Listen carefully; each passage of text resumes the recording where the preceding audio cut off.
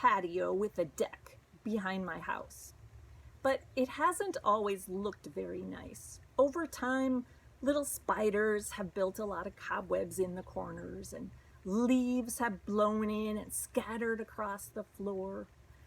I have an unused bird cage and pet supplies that were just kind of piled up on one side.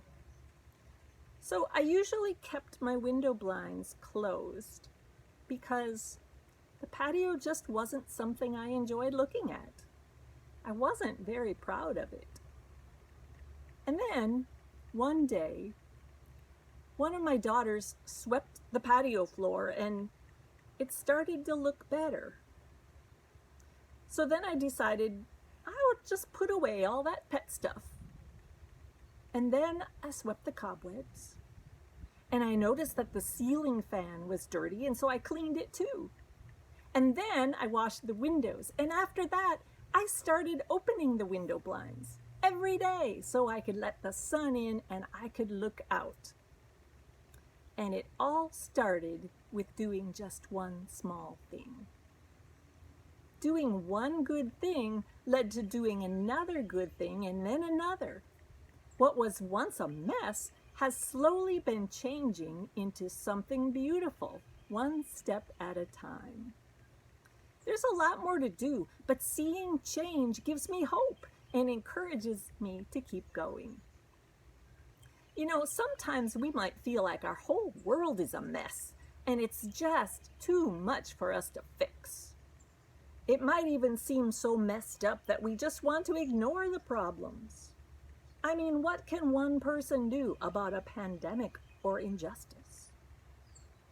Well, what if we each did one good thing, and then the next, and the next, one step at a time? Transformation can happen. Positive change might come from doing the next good thing.